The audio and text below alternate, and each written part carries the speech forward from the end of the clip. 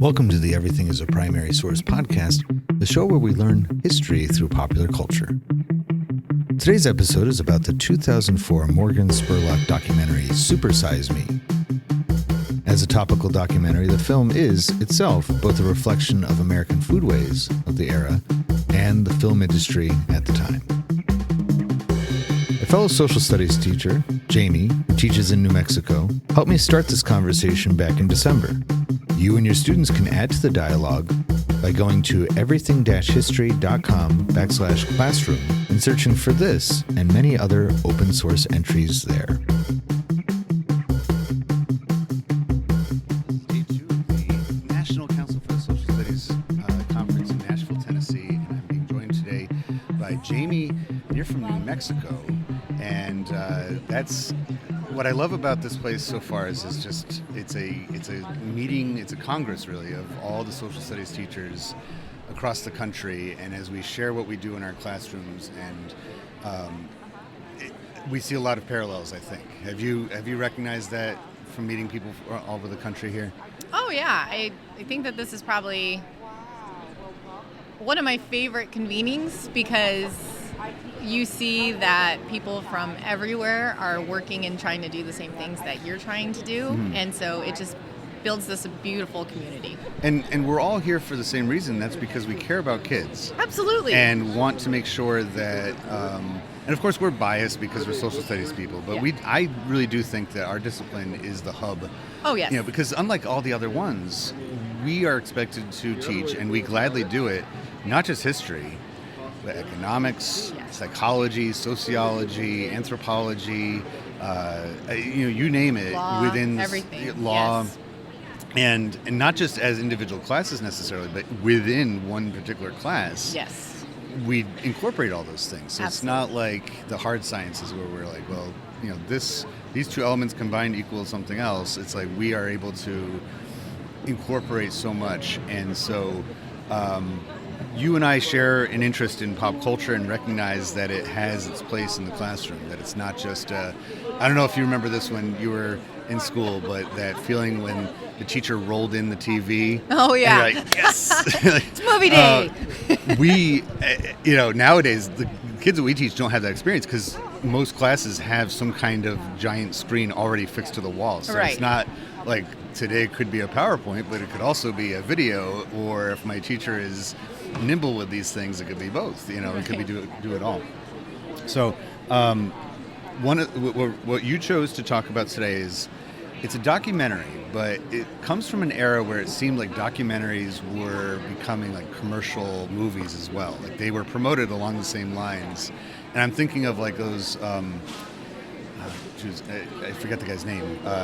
He made like Bowling for Columbine. Oh, Michael Moore. Michael Moore. Yeah. Notice how quickly his name has kind of left us because he's not as relevant anymore. Right. But 20 years ago, he was everywhere, and they were promoting his documentaries like feature films. Mm-hmm. 2 thumbs up from Siskel and Ebert. Like they don't tend to do that. Like I don't remember Ken Burns' Civil War being put out like this. So you chose Super Size Me. I did. From 2004, and the question that I brought up to go along with is, why did they make it? It's a pretty big undertaking because, well, if you don't mind just kind of summarizing what Super Size Me is all about. What did the gentleman do that to make the documentary? Yeah, if I'm recalling correctly, what Super Size Me is about is basically all of our fast food chains like McDonald's were upgrading their portion sizes for what they were putting out. So instead of just getting a cheeseburger and a regular fry, they would always ask, would you like to supersize that? Yeah. And so then you would get the extra large super... Like a bucket of soda. Yes, a bucket of soda and a giant pail of fries, and then you would also get your burger. And so basically what the creator of the film did was he said, what happens if you do that with every meal you eat for about 30 days? Mm-hmm. And if I eat it for breakfast, lunch, and dinner, and anytime they ask the question, would you like to supersize that? The answer is yes. What will that do to my body?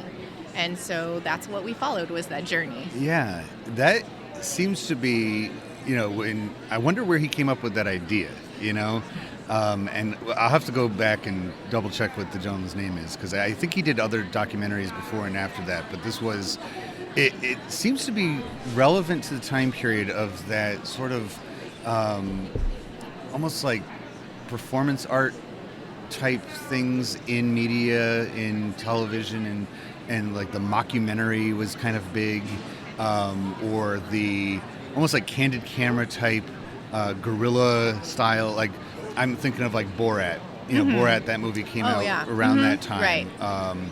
There was the Tom Green show in the late 90s, early 2000s, where he would just, 90s. renegade, run around with a camera and put microphones in people's faces and act like an oaf and get people to act weird. And it seemed like he could have done the same documentary without actually eating the food. It could have been like a frontline PBS thing where like, McDonald's is serving, and just kind of showing it from the outside. Right. And he could have talked to doctors, right? And he could have just been like, oh, give me why this is so bad. But instead, he lived it. And that's what made it so unique. And there also is, so in that time period, and it's so funny talking about the 2000s really as a time period, but it is. Yeah, especially how rapidly things have transformed and evolved since then, that it is almost like its era, isolated to itself. It was a big time for DVDs. So not only was this in the theaters, I think, but it was a pretty quick turnaround time to get it onto DVD. And because DVD boxes all kind of look the same, it was easy, I think, for anybody who wanted to talk against it to have, like a protest piece almost. And I think I remember somebody did just that. They said, all right, well, this guy cut some corners, he left some things out, in the editing process of this documentary, he didn't mention these other things. I went and did the same experiment, and I actually lost weight. Not me, I didn't do it. Right, but the person. I did eat a lot of McDonald's back then, but it wasn't, out of any kind of experiment. It was just because I was hungry. And I show the results ever since then. But it's like they were just. It was a way to counter each other, and it seemed that the Blockbusters were still around, and the Walmarts that had just a sea of DVDs, the cover art, they could easily, just that alone could be like countering each other, balancing each other out in some way. Do you think that anything along those lines, like just the cover of the guy stuffing the fries in his face, is consistent? Like, can we get anything out of that for the time period of the early 2000s of just like this overload? I'm really trying. I guess what I'm saying is like, if we lined up other forms of media at the same time, you turn on the news networks, and I think Fox News does it definitely, CNN even, but like there's a giant scream. I remember watching, around 2004, that's, Iraq, before that Afghanistan, and I remember like an eagle would fly by the screen, and it's like, and so like both sides, like you had the more conservative leaning, or the Bush era, and the Bush supporters, large, louder than life, big symbol, a lot Texas. of symbology, like big belt buckles, right. And then you even had a lot of noise coming from the other side too. Like all that, like Green Day makes an entire album, American Idiot, and that's on the radio. It's on, the video is right there in your face. There's, they make a whole rock opera about the whole. Right. So like, it's a very busy time for media in that era, where everybody's trying to get their ideas in there, and it doesn't just stop with the content. It's the cover art as well. It's like, we need to get your attention. So what better than to have this guy stuffing his face with French fries? Right. So, do you think this documentary would have been around 10 years earlier or 10 years later? No. Would it have had the same audience? No, I don't think it would have. And I guess I kind of, to your point of that question, like everything was bigger and better. And that's kind of always the direction we were kind of heading at that time. Like the 90s were a pretty decent time to be around in. And so maybe it was just like, well, it's great, but we can always improve and be better and bigger and all those things. And so I think time and place definitely has a lot to do with why it was successful then, and also why we haven't seen a lot from him since. Right. And so, yeah, I would think that that time period says a lot about who we were then. Right. So I feel like a little bit earlier in the 90s, that's when the supersized thing even showed up on menus. Right, yeah. And it was kind of a big deal. Right. And it actually was a big deal in the story. Yeah, it was a good deal, too. Well, yeah, for and $1 everything was extra a or whatever. deal. Yeah, right. and it was like a sign of a really good economy that, these Yes. places were. And the audience of fast food has traditionally been usually lower income Absolutely. families. Yeah. And McDonald's was able to do something, and all these restaurants were able to do things that welfare programs could only hope to do, and that's to feed families for under $10. Right. Not healthy food, but Right. it's still No, you feeding could get them. the whole thing for $5. Right, back then. Yeah. Now it's like 50, but it's Exactly. like everything's changed so much. But so in the 90s, that's one thing. You get to 2000s, I want to think that there was almost like a collective disappointment from a lot of us that once we hit 2000, it wasn't this utopia that we were hoping for. We were almost promised, like, hey, when the number 2 is at the front of our date, Right. followed by nice even 3, everything for most of the 20th century was like, if you wanted to make it sound futuristic and forward thinking, you just use the Right. word 2000, like, oh, Right. this is good. Arcade 2000, Yeah. But when we get there, and then a little bit after, we're like, oh, we still have this baggage from like. Oh, and in a lot of ways, the baggage has changed, and the things that you thought were definite in the 2000s, or even the 90s going into the 2000s, the things you thought we were just going to improve on forever, that all was a facade, right? Like, Yeah. It's not true, and I think it's made a lot of us kind of question the reality that we lived in then and now. Yeah, I think a lot of us pictured, including probably the maker of that documentary, that once we hit 2000, everybody would be like, only green food for me. Like, I will, everything's going to be nutritious, and we're going to have robots serving us, our exact, portions that we Right. need, but instead we have. There was also a trust. Like, there was a massive trust, I think, that people had in the things that were being provided to them. So, like, when you think of fast food, nobody was really questioning, how is this going to impact my health? Like, that was never a question that I had. Right, because we were like, yeah, how bad can it be? Right, Yeah. exactly. Because if they're putting it out, somebody's regulating this, and so you would just get it and not even think about it again. And It was almost a repeat of the century before, where it took really the Pure Food and Drug Act right. to highlight, and it was a muckraker, kind of Right, like absolutely. this guy's a Absolutely. muckraker, Yes. that said, well, it's actually dangerous to eat this stuff, Right. back then, because you don't know what's in it. Absolutely. And then we get the Food and Drug Act, which, of course, I'm speaking to a social studies teacher. I don't need to explain any of this stuff, but for the listeners, that's where it all originated from. So almost exactly 100 years later, it's not about necessarily the physical food itself and whether or not there's stuff in there that you don't want to eat. It's more about the nutritional value Yes. or lack thereof, the calorie count. And I think it was around that time, maybe even as a result of movies like this, documentaries like this, where they started to add the calories onto the menu to show you what you were doing. It's that, and he actually changed the food industry. So I like the parallel to the muckrakers, because that's what he ended up doing. All his Because of documentaries, this, yeah. right? Because of this, we don't see supersized food anymore. Like, you can get a small, medium, and large, but you can't go beyond that size anymore. And it was because of this documentary. Like, we'll get the bag out back. You just ordered the bag size, fries, and here you Exactly. go. I think the last thing I just want to touch on, 'cause whenever I think of early 2000s, and the cover of this movie and the poster that went along with it definitely speaks to it. It's always pure white backgrounds, because I think that was the vision for a long time. It was, like, if you've ever been to an H&M, I think that's how, like, H&M now and has always been, I think is how most people envisioned the early 2000s to be. Even in that era of, like, yes, this is nice and clean and pure Yes. and pristine and, very futuristic, very modern. Yeah.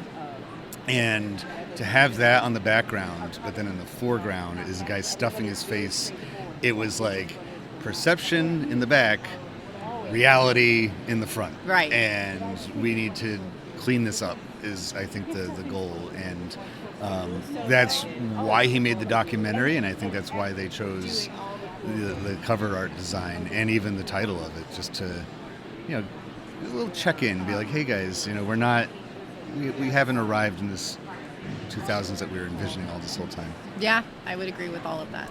Nice to meet you. Thank you. Is there anything else about Super Size Me that you think is relevant to the why they made it? Or I think what's really fascinating about it was it's kind of a hokey, if you really think about the concept of it, it's kind of a hokey idea, right? I'm just going to eat a bunch of French fries and a burger and see what it does for me. But I think the impact that it ended up having is, so it talks about the time period that we lived in at the time. And like we were willing to listen, right? And I think there's a universal collective understanding at that time that doesn't necessarily exist the same way today. Like we don't all watch the same thing. There's more diversity today than there was then. And so I just think that the impact that you could have with something like a show about a guy eating a bunch of French fries is speaking or very telling of the time and what we listened to him. Right. We trusted him, we listened to him, and it demanded change. And that is, we listened to a lot of people that were criticizing what was going on. And it could also kind of speak to why we question so much about what's put in front of us now. And because just as there were people like him and Michael Moore making it, coming from that pretty progressive way of looking at things, there was also the detractors to them, but this is all before social media really took off. I mean, the limit, we had like MySpace around then, but that wasn't not the same really anywhere near what it was going to be, and we didn't have streaming services, we didn't have all that. I'm you pretty had to sure rent it. If you went through Netflix now, you'd probably find at least 10 documentaries similar to that are not getting the same attention, right? Because of the plethora of it, right? They just all fall into the same category, and so we were at like this point in the early 2000s, just pre-YouTube, pre-Facebook really taking off, pre-smartphone, where you had a much more limited, by comparison, assortment of people to listen to, and they did wield some power with that because they knew their audience, just like Upton Sinclair 100 years earlier, only had so much media access, and so that's where we are. The podcasting hadn't even taken off yet. That was right around the time podcasting showed up, and so if somebody tried to do the same thing now, you would have completely different response. Yeah, it would just fall into this giant supersized fry, or cola, it'd be a drop of Coke inside that giant bucket. So absolutely. I really appreciate you taking the time. Yeah, thanks for having me. I hope it's this been fun. Is the last time that we talk.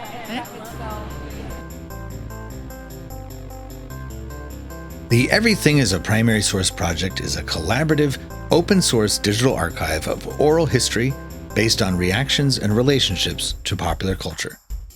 Each entry into the archive begins with a conversation recorded during one of our Your History Through Pop Culture exhibits, also known as podcast karaoke. These are held at a variety of different venues and can be booked for your school, library, museum, or business to be carried out in person or virtually. The next step is to post the primary source in its appropriate category at everything-history.com and supplement it with a short essay contextualizing the book, movie, album, show, toy, game, gadget, or whatever else might be the subject. This will usually be done by us, but these essays could be your way of collaborating.